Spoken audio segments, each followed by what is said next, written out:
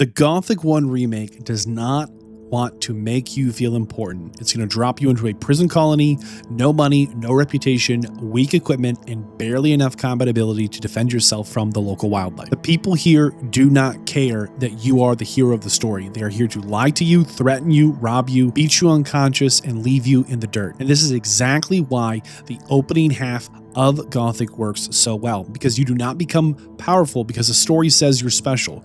You become powerful because you slowly learn how this world works. You start choosing who you're going to trust. You find people willing to train you, and you claw your way into a position where the prison colony finally has to take you seriously. And the journey is fantastic. I'm Vadd, and in my review of Gothic, the facts are it's not all good news. The Gothic 1 remake also preserves a lot of things that should not have been preserved. The combat is shallow, the controls often feel delayed, quests are confusing. The second half of the journey, I feel like, loses much of the social tension that makes that opening so compelling. And here, post-launch, after multiple patches, there are still serious bugs that break quest and force you to reload much older saves. I had more than one game-breaking problem during the final fight alone. I'm not going to show these problems because doing that's going to spoil the ending in the big final boss fight, but I want you to know they happened, and they were serious enough that they have to affect my final recommendation.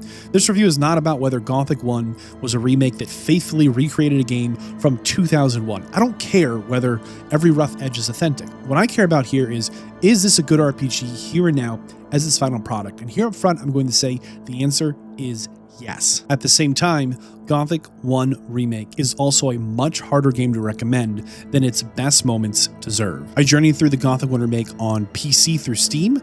I completed the full main story.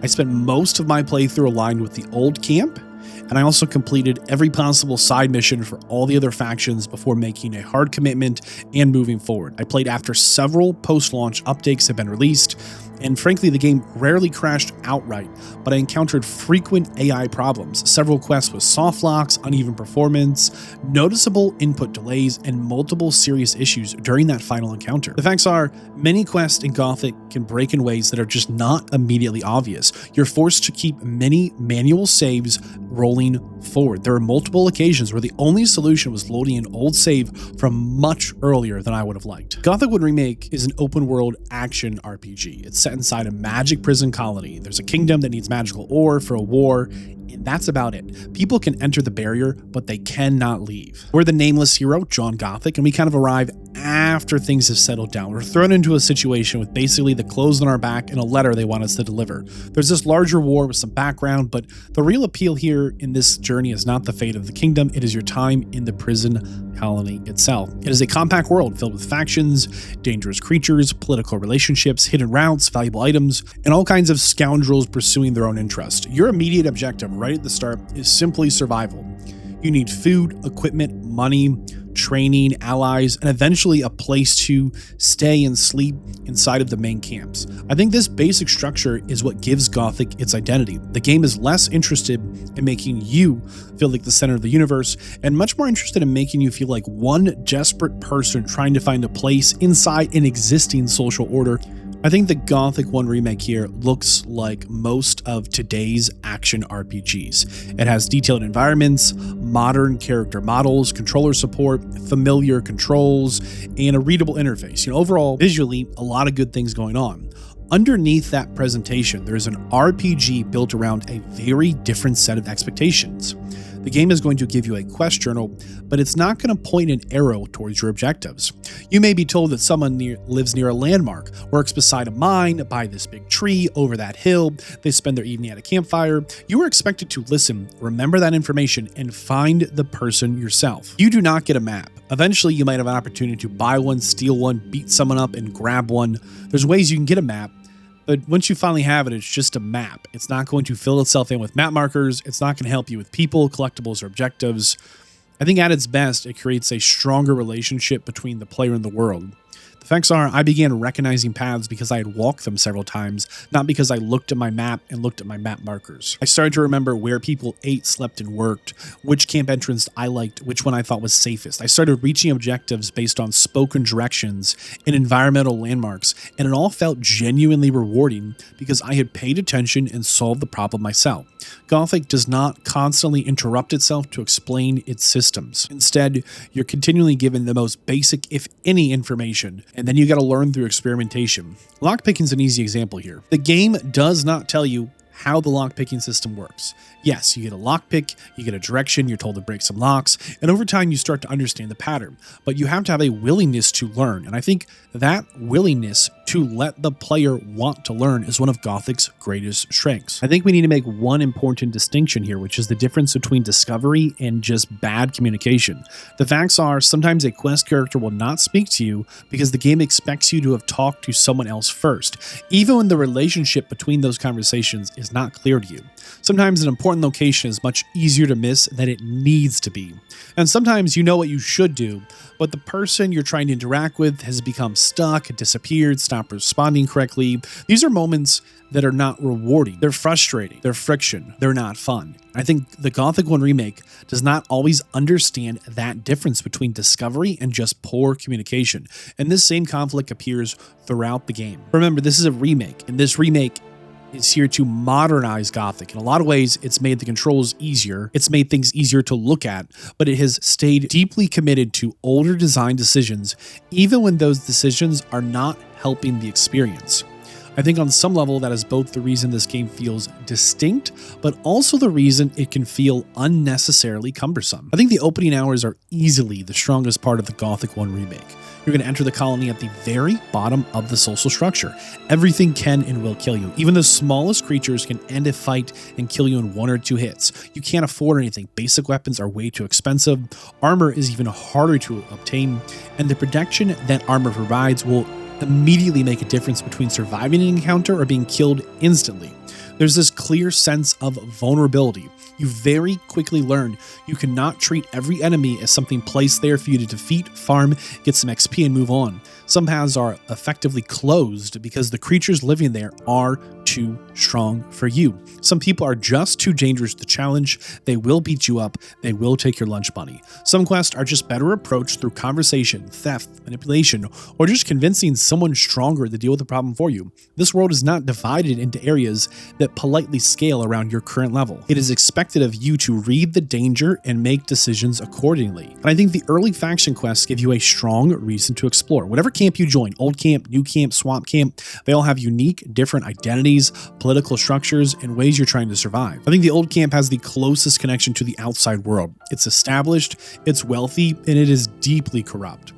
The new camp feels less organized, but no less dangerous. It's filled with people who reject the authority and establishment of old camp and only respect strength, usefulness, and ambition. You've got the camp in the swamp, which is this religious settlement built around this, I'll call it a forbidden god, this community that has developed its own rituals and social orders. Before you join one camp, you can spend your time working across all 3 camps. I think this gives the opening a loose structure because you're not immediately forced down one singular path. You can meet the different groups, learn how they function, what they believe, complete different jobs for them, and decide where you feel your character belongs. I think this whole membership process is interesting. It's not just simply choosing a faction from a menu or just a dialogue wheel. It feels like membership is something you actually earn. For example, for my first journey through Old Camp, I needed respect from people to vouch for me before I could meet the higher ups. This meant taking small jobs, solving disputes, making deals, and understanding which people actually had influence. Overall, I think Gothic handles extremely well consequences. This world feels connected because one person's problem can suddenly become another person's business arrangement. Over time, I think that complexity fades as the main story starts to take control. Once the game moves away from the faction politics and toward a more conventional fantasy threat, much of that social tension disappears. Those people, the organizations, all the things that made the colony interesting become less important as the missions become more linear over time. Later on, the objectives moved into a cycle of finding a person who can provide an item, but having to prove yourself to that person, which required you going to hunt a number of creatures to continue. What I'm trying to get at here is that the opening makes you feel like you're navigating this living prison society. Everyone's kind of rotten, but over time, those later chapters increasingly make you feel like you're just completing a sequence of errands. The change is not immediate, and there are still good moments later, but I think Gothic never fully replaces what it loses as the main story rolls on. That first half is about becoming someone inside the colony, and I think the second half of the journey is much more interested in making you responsible for a larger fantasy plot. I think Gothic becomes much less interesting as it moves in that direction in the second half. I think the combat in Gothic is one of the clearest examples of an idea that works conceptually, but just does not feel good to play. At the beginning, your character handles weapons like someone who has never been trained. You hold your weapon awkwardly, your movement is slow, clunky, and desperate. Eventually, you can find a trainer and spend some of your level up learning points into a skill, and all of a sudden, your stance will change. Your movement becomes more controlled, you can start actually chaining attacks together, you have an opportunity to critical hit. Gothic doesn't just tell you that your weapon skill has increased by a percentage. Your number isn't going up. You can see a difference in the way your character stands, attacks, moves, and feels. This makes training feel meaningful because your character visibly and physically tangibly becomes so much more capable. The problem here is that the underlying combat remains limited. No matter how smooth your attack becomes, most every single melee encounter from start to finish is standing near an enemy, positioning properly, waiting for an opening, and attacking until one of you stops moving. Yes, you can dodge attacks, you can move around, you can learn basic timings, but combat never develops into a particularly deep or expressive system. Most all fights in Gothic are decided more so by equipment and statistics rather than player execution. A better weapon changes the amount of damage you deal by a significant amount. Training absolutely changes your animations, your consistency, and your capabilities. These upgrades do matter, but they don't actually solve the basic stiffness of combat. There are bosses where I came back to later on as they were difficult encounters, and I'd simply returned with more protection or a little more damage. And on some level, yes, that progression can still be satisfying, but it's not the same as mastering a strong action combat system. I think ranged weapons are a great option in this game. They're certainly safer in many situations, especially during the early game, but over time you're paying for that ammunition, your arrows, and the basic interaction of pulling your bow and shooting from a distance makes combat even more simple than the melee front-to-front head-to-head conflict. Yes, you also have magic. You have melee, you have range, you have magic, and magic does offer more variety, and it's lots of fun, but by the time you unlock magic, you've probably already heavily invested into strength or dexterity for your bow or your sword, and you've probably already spent your learning points into weapon training for your bow or your sword, and these are all limited resources. This means that changing direction into a magic build later on feels expensive. I think a magic-focused build is possible, but you have to plan in advance. I think most players picking this up for the first time aren't going to be successful there. There's a skill system outside of combat. You can learn harvesting abilities, so when you're hunting, you can collect more valuable materials from animals, you can improve in your lock picking, you can improve your acrobatics to reduce fall damage and gain a more useful dodge, you can improve your armor. There's all these investments that every single time create noticeable results. I think there is a good progression system here. Even the hunting economy, over time, it'll become less rewarding because you farmed all the animals, you've sold it to all the merchants, and they start lowering their prices actively mid-sale as you try and sell repeated copies of the same fur and teeth. On some level here, I feel like you're often paying skill points to remove friction, not to create a new playstyle. I'm not going to spend long on just controls and menus and general responsiveness, but I think it's important to know that your inputs will feel delayed. Opening menus are not immediate. Oftentimes you'll press save or load or quick save or quick load, and you're sitting there going, did it register the button? Do I need to push it again before the screen shows up? None of these things are enormous, right? It's just menus coming in slow, but these things are present in almost everything you do. And this creates a constant feeling of separation between the input and the result. I think inventory is a huge problem here. Items are separated into categories which initially make the system look organized, but they're not clearly arranged by name, value, damage, item type, when or where they're collected. There's no proper sort function. This means you'll pick up an item and it won't just be first on the list. The positioning of items just changes, especially you can reload your game and items in your inventory have shifted around. This is especially frustrating with things like magic. You have runes, you have scrolls, and they all kind of have similar looking icons, and ultimately, without useful sorting, you may need need to move across kind of a large grid of items to expect things individually to find them. I would find myself with duplicate versions. I'd have 2 copies of the same thing and they wouldn't be next to each other. I think the lack of a proper sorting function, or just the fact that you can reload and shift your inventory around, does not make the world more immersive. Instead, it makes basic inventory management more slow and frustrating than it should be. Gothic is demanding enough without having disorganized menus. I think the remake here was the perfect opportunity to separate purposeful difficulty from avoidable inconvenience. Colony that you're in Gothic is one of the strongest parts of the game. The exploration, the world design, it's not an enormous open world. I think the major locations are connected by paths that over time will become familiar, and the dangerous creatures create these natural boundaries. You're going to find safe roads early on that lead towards a forest full of enemies you cannot damage. You're going to find a route that initially feels impossible, but later on is your new shortcut as you become stronger. I think that makes progression visible in the world. You're not just watching big numbers become bigger. Instead, you are physically reclaiming spaces that previously belonged to creatures stronger than you. Because there's limited guidance in your directions, you start to remember things like that broken tower, the bridge you went over, this gate, that stream, a particular campfire, because suddenly these landmarks and objectives are important to help you find your way. And I think when it works, this creates a lived-in world. There's a familiarity to things that a heavily marked map would remove. This world becomes something you know instead of something you follow. At the same time, this means you will get lost. Even inside of the main faction camps, I personally had some difficulty in the swamp camp. It has this vertical design with wooden walkways, similar looking structures. Heavy swamp vegetation increased the visual density. It just made basic navigation more confusing than it needed to be. Finding an exit should not feel like solving one of the game's central mysteries. And there's very, very limited fast travel, which means you will spend a large percentage of time just traveling from camp A to camp A, point A to point B over the same paths. Yes, later you have some magic options to reduce that burden, but by the time you get there, the repeated travel remains a major part of this game. On some level, I think the world is compact enough that it never becomes unbearable, but it definitely makes unnecessary trips feel longer. Yes, there's an opportunity to get a mount to speed up your travel. It's a great side quest, but it's not immediately available to you. And I think that's because Gothic's progression is one of its greatest mechanical strengths.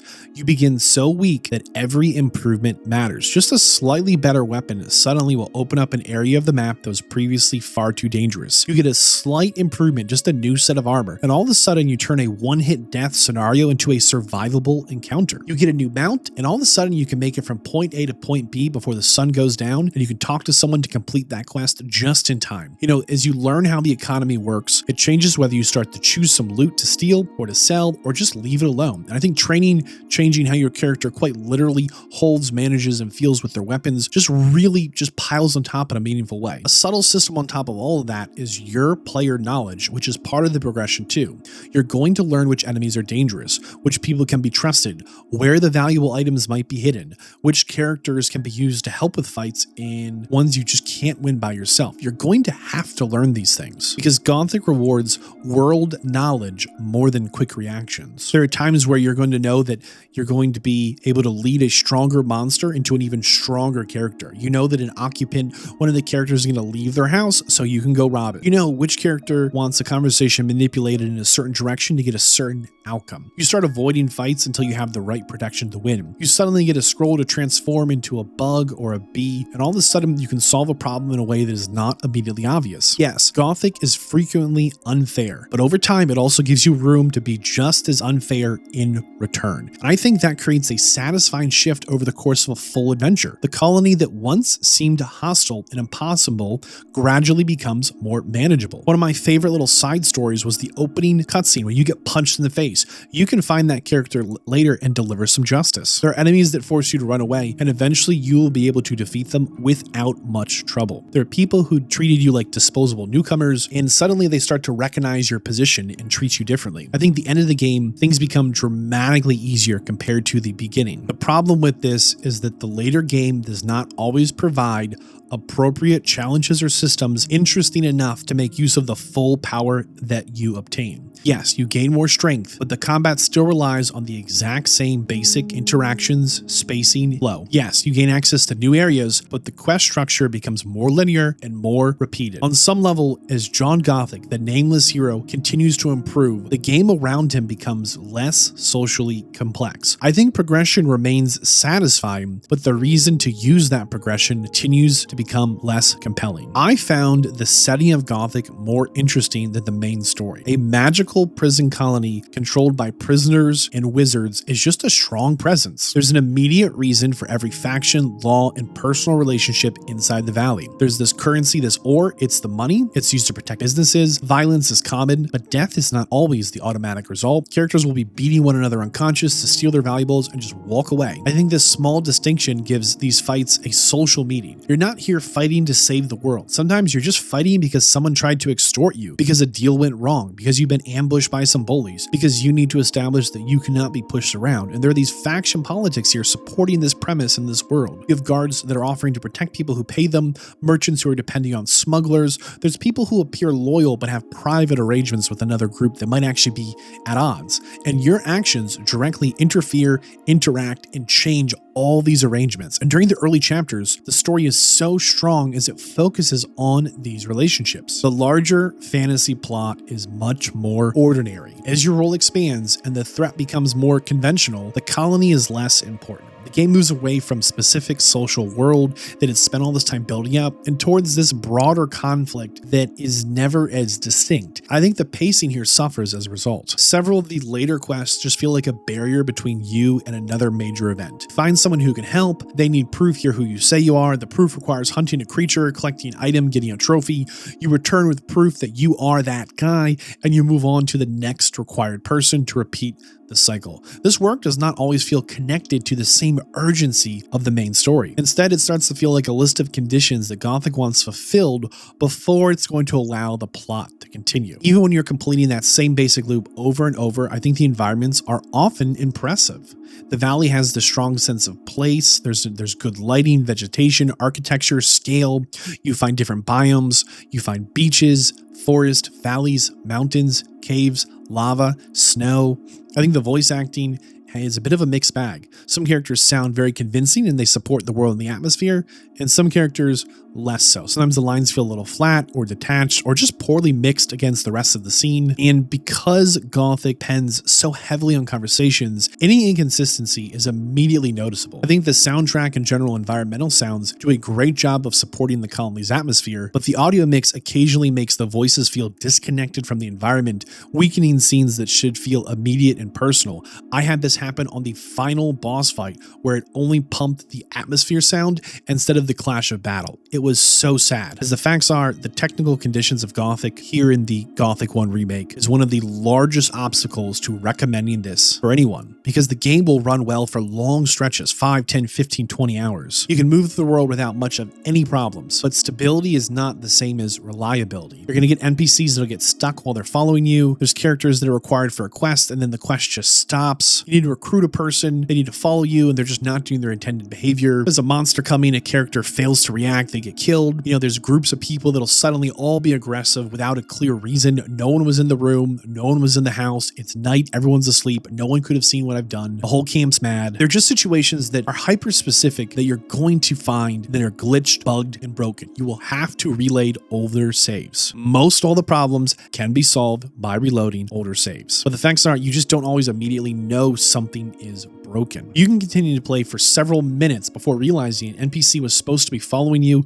and just stopped advancing. You're going to be forced to make manual saves. They are essential. You're going to be forced to make quick saves before important conversations, before you go into major locations, before you steal an item, before you follow a character, before you start a fight. I know this sounds excessive. Gothic here gives you no way of knowing which seemingly ordinary interaction is suddenly going to produce an extraordinary problem. I want to be clear here, this is not a small cosmetic issue. And yes, patches may improve this over time, but my review is based on the version available now, even after several updates have been released. The facts are the potential for a future where fixes do repair some of this doesn't change the experience I completed. I still think that Gothic 1 here in the remake. Its greatest strength is that it trusts the player to exist inside its world without treating every activity like a guided attraction that needs a tutorial and a pop-up. You're going to be expected to listen, you're going to be expected to fail, you're going to be expected to remember things. The early faction structure is excellent. Joining the camp feels like a true process rather than just a menu decision. I find the world, the colony, the environment dense, memorable, and distinct. Ultimately, I think Gothic is willing to let you feel insignificant. Gothic lets you remain an unknown outsider until you have done enough to change that. I think the best quests in Gothic create consequences between people, between the characters, rather than simply offering a reward at the end. At the same time, the combat does not develop enough to support the full game. Yes, training improves the feel, but most encounters remain the same simple interaction that is ultimately statistically driven just by your gear and training. And the second half of the journey just abandons way too much of the faction politics and social problem solving that makes that beginning so interesting. The longer I spent time in Gothic, the more uneven the quest pacing grew. And the menus are disorganized. Your basic inputs are delayed. There's serious technical problems here. Far too serious for a game built around interconnected characters and quests. We talk about value for money. I want to keep all that in mind. Is the Gothic 1 remake is not an easy recommendation, especially at the full price. Yes, the campaign is substantial enough to support a complete journey, but this is not an enormous game designed to provide hundreds and hundreds of hours from one playthrough. The world is relatively compact. I think the main story can be completed in approximately 15 to 35 hours, kind of depending on your exploration, your faction work, the difficulty you're playing on, and what technical problems you experience, forcing you to reload. You're also not really paying for a lot of replay value. Yes, you can replay to join a different camp and try and build your character differently. You can try and approach an early quest from a different direction, but the broad structure will remain the same. I want to be clear here. Yes, a demanding, difficult experience can be worth full price. A shorter experience can be worth full price, but a difficult and intentionally inconvenient experience is much harder to look at is worth it at full price. A game that can soft lock your quest, break important NPC behavior, and malfunction during its final boss fight is asking the buyers to accept a big risk here. I believe the quality of the world and the progression kept me invested, even while the technical condition continued to interrupt that experience. Still, at a lower price point, instead of the full price, the flaws become easier to accept. At full price, I would only recommend buying this immediately if the Gothic 1 remake specific design and world philosophy sounds exactly what you like, what you've been looking for, and what you're willing to manage regarding several manual saves. I think everyone else should continue to wait for more patches or a meaningful discount where you're willing to take the risk. Because the Gothic 1 remake is here for players who want an RPG that expects your attention. It's for people who enjoy learning a world through dialogue, landmarks, social relationships, and repeated exploration. It's here for players who like beginning as a genuinely weak character and slowly earning competence. You do not need a history, which of course means this is not a game for players who want more detailed quest instructions or just objective markers. If you don't like remembering names, if you don't like remembering directions, if you don't like remembering schedules, if you don't like remembering the locations of important characters, this experience will become very frustrating very quickly. But if you're the type of player that's willing to accept that some enemies, quests, and areas are not meant to be handled immediately, you'll have a good time. If you value the setting, the faction identity, and your player knowledge more than complex action combat, this is a good pickup for you. But it's really not for anyone who lacks patience for repeated travel, slow menus, delayed inputs, sloppy inventory management. You're not going to like this. And if you're not prepared to reload occasionally as you lose progress, man, I would just stay away from this one. For me, the Gothic 1 remake remains at its best when you start out. You're weak, you're unwanted, and you're just trying to understand the world around you. And very early on, you discover it does not revolve around you. The factions and the people all have their own priorities. There are existing relationships beyond the quest they're currently offering you. There's this progression that makes every piece of armor, every combat lesson, every new connection just feel earned as you immerse yourself and become part of the broader community. Still, the problem here is that the game does not build on these consistently. Yes, the combat becomes smoother, but it never becomes deeper. The faction politics continue to give way to a less interesting main story, and the technical condition is going to force you to constantly protect your journey by quick saving and doing hard manual saves. I enjoyed my time in the Gothic 1 remake. There were stretches where I truly understood exactly why this world has remained memorable all these years later. At the same time, there were stretches in my journey where I was fighting the controls, searching through a disorganized inventory, reloading a broken quest, and just trying to make the final encounter function properly. The Gothic 1 Remake is a distinct RPG with an excellent world, strong progression, and some of the most convincing early faction designs on the market today. It's also cumbersome, uneven, and unreliable. I really do recommend this to players who know what they want, this specific kind of demanding discovery-driven journey, but I'm not comfortable giving a broad recommendation at full price in its current technical state. Gothic 1 Remake earns a 3 out of 5 with a mixed recommendation here. I think the heart of the game works, the colony is still worth entering. I just wish the remake had done more to make sure the experience did not break once you were inside. What do you think though? Leave me a comment, let me know. If you like this video, click like. YouTube channel members and the Patreon to support what I do. I'm Vadd, thanks for spending time with me. I'll see you in the next one.